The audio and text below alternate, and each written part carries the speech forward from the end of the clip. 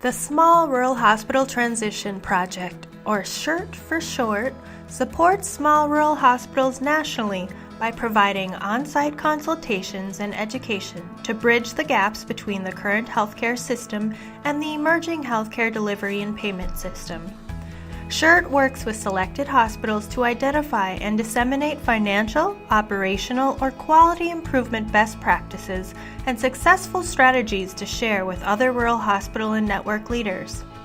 This video showcases the outcomes and successes of a SRHT project hospital that implemented the recommended best practices.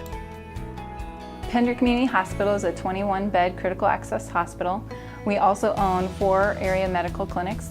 And then our sister organization, through them we have a nursing home, assisted living, and 2 retail pharmacies. Before we went through the SRHT, particularly the financial operational assessment, we were rolling along. I had been as the CEO for about a year and just felt that we didn't know where to go next. We had kind of gone through a strategic plan, but it was more of a checklist. It wasn't really a direction for the organization.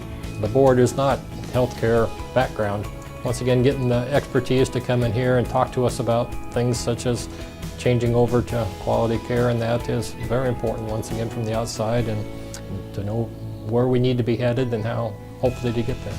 Being able to have someone come in that's visited a number of different critical access hospitals, validating that a benchmark was possible, that critical access hospitals could do something, and it was happening in another facility, so why couldn't we do it here?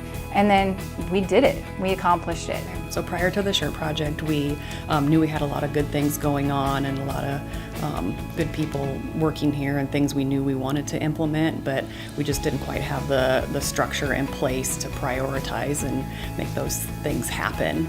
The top 3 for us would be our clinic project here in Pender, the 340B implementation, and then really looking at productivity, and it focused in on rehab, but we were able to apply that to a number of different departments. And then for things that we knew that we should be doing, it really set that timeline and gave us a hard end date. So examples would be the clinic project. We had that on our horizon, but we really just hadn't jump-started it, and it put that as priority number 1.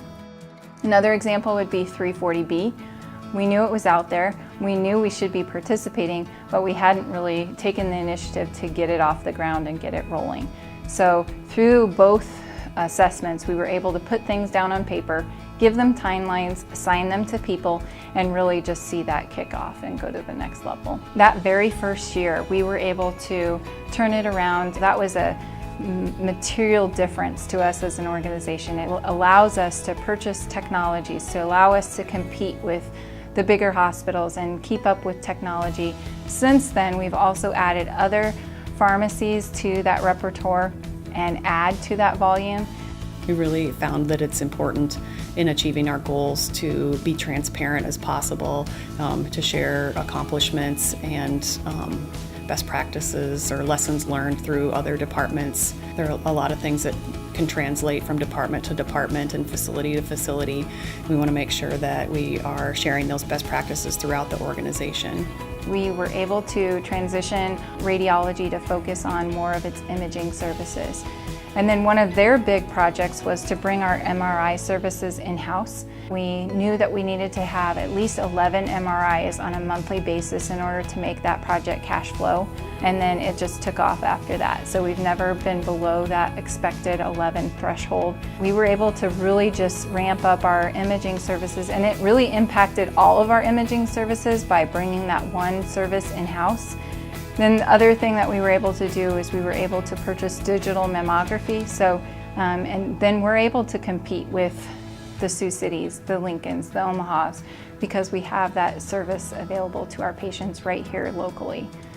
We just had 100 babies in this last calendar year, so we're really excited about that. We know that it's important to provide a continuum of care to the population, from OBs and newborns all the way to geriatric patients, and then additional specialty services as needed. So there's a lot of education that has to take place with the community and getting that out that, hey, we're doing a Medicare well physical, and here's what that means, so that they're not scared of it.